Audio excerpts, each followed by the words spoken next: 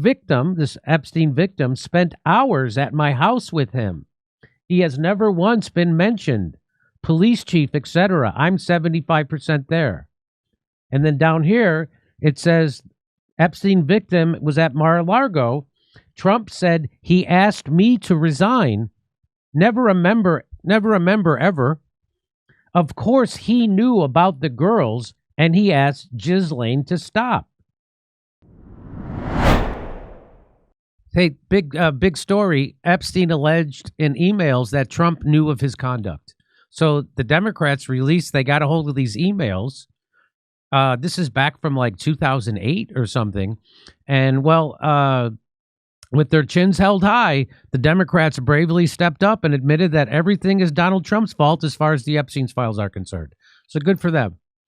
House Democrats on Wednesday released emails in which Jeffrey Epstein wrote that President Trump had spent hours at my house with one of Mr. Epstein's victims, among other messages that suggested that the convicted SEX offender believed Mr. Trump knew more about his abuse than he has acknowledged. Mr. Trump has emphatically denied any involvement in or knowledge of Mr. Epstein's SEX trafficking operation. He has said that he and Mr. Epstein, the disgraced financier who died by suicide, they still say that in the New York Times. So that's why, you know, the New York Times is just full of BS. They still call Jeffrey Epstein as suicide. They still do that with a straight face. They do this. The district once friendly, but they once had a falling out. But Democrats on the House Oversight Committee said the emails, which they selected from thousands of pages of documents that were released by their panel on Wednesday, raised new questions about the relationship between the two men. In one of the messages, Mr. Epstein flatly asserted that Mr. Trump knew about the girls, many of whom were later found by investigators to have been underage.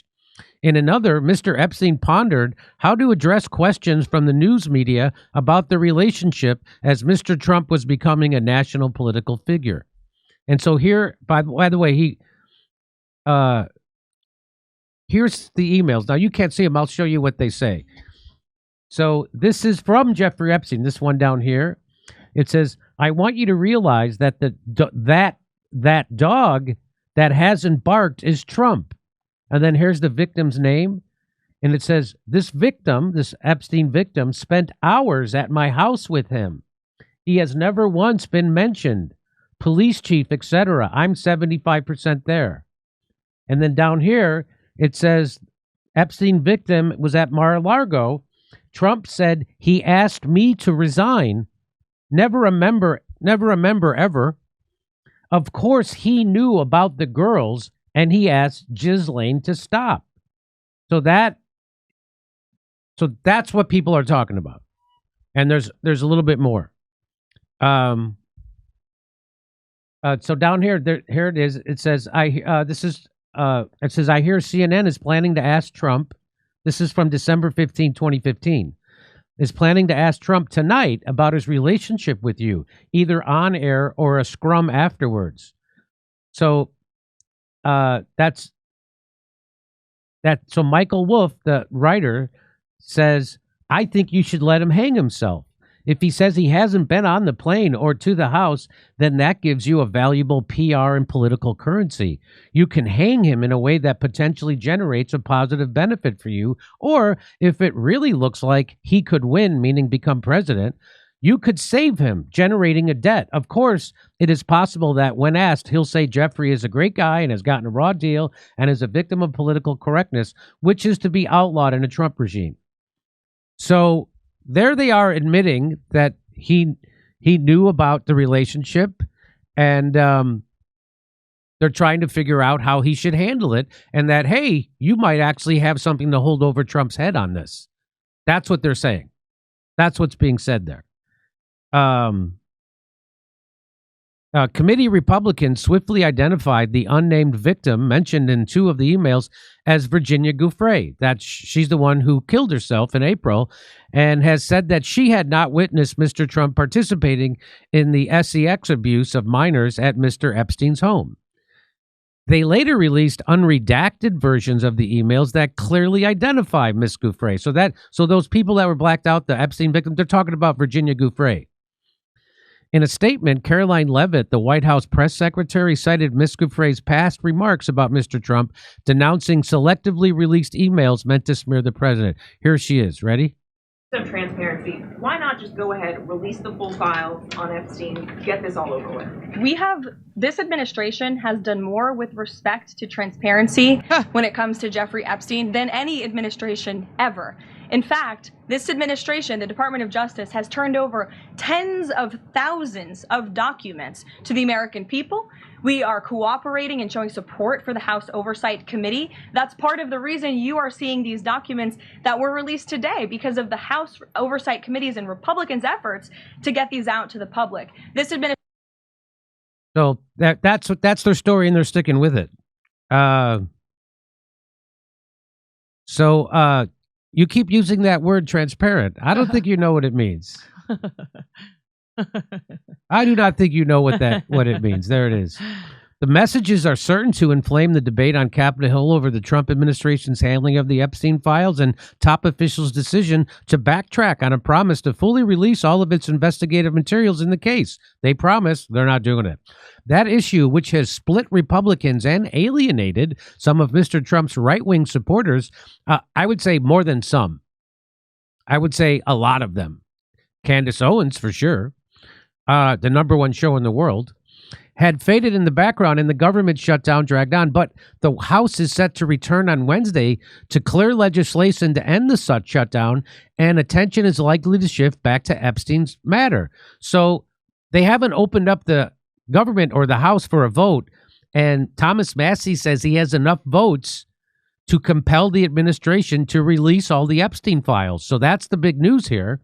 The emails were turned over to the committee in response to a set of subpoenas Democrats effectively forced Republicans to issue for files related to Mr. Epstein. So far, the Justice Department has provided the panel with little that was not already public. Democrats and a few Republicans have been pressing for a far broader set of disclosures from the administration's Epstein investigation, a move that Mr. Trump and GOP leaders in Congress vehemently oppose.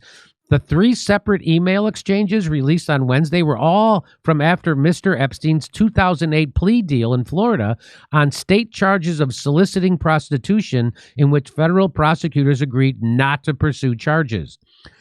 They came years after Mr. Trump and Mr. Epstein had a reported falling out in the early 2000s. One was addressed to Mr. Epstein's longtime confidant, Ghislaine Maxwell, while the 2 others with the author, Michael Wolff. The emails were provided to the Oversight Committee along with a larger tranche of documents from Mr. Epstein's estate that the panel requested as part of the investigation into Mr. Epstein and his longtime confidant, Ghislaine Maxwell, who's serving a 20-year sentence on SCX trafficking. Republicans on the Oversight Committee accused Democrats of politicizing the investigation. Democrats continue to carelessly cherry-pick documents to generate clickbait that is not grounded in the facts, a committee spokesperson said. The Epstein estate has produced over 20,000 pages of documents on Thursday, yet Democrats are once again intentionally withholding records that name Democrat officials. They sought to play down Mr. Epstein's assertion that Mr. Trump had spent extensive time with one of the victims by publicly naming Ms. Giuffre, whose name was redacted in the emails. Ms. Giuffre had said that Ms. Maxwell recruited her into Mr. Epstein's SCX ring while she was working at Mar-a-Lago, Mr. Trump's private club and residence in Palm Beach, as a teenager. In 2016 deposition for a civil case, Ms. Giuffre was asked if she believed Mr. Trump had witnessed the SCX abuse of minors at Mr. Epstein's house. I don't think Donald Trump participated in anything, she said. I never saw or witnessed Donald Trump participate in those acts, but was he in the house of Jeffrey Epstein? I've heard he has been, but I haven't seen him myself, so I don't know. Mr. Trump has called Mr. Epstein a creep and has insisted he never engaged in any wrongdoing with him or Ms. Maxwell. He has condemned the continued questions about his handling of the case as a hoax perpetrated by Democrats. Nobody believes that. The Democrats' release of the emails came hours before Speaker Mike Johnson was scheduled to swear in Representative-elect Adelita Gravalia, Democrat of Arizona, whom he has avoided seating for nearly 2 months since she won her election. And the reason why is because she's the final vote they need to compel the administration to release all the documents. She is expected to provide the final signature necessary on a petition to force a House vote on a measure demanding that the Trump administration release all of its investigative material pertaining to Mr. Epstein. The White House has strongly opposed the measures. So, I don't think I need to. So here's Trump. The Democrats are trying to bring up Jeffrey Epstein hoax again because they'll do anything at all to deflect on how badly they've done on the shutdown and so many other subjects. They've done great on the shutdown. In fact, they just swept the elections last Tuesday. So the Republicans got an ass kicking in those elections, and they're going to get another one come in the midterms for sure because Trump's cutting MAGA's health care. So it's the more wars. It's the cutting of healthcare, and it's the betrayal over the Epstein, calling his own base weak and idiots for wanting them to release it.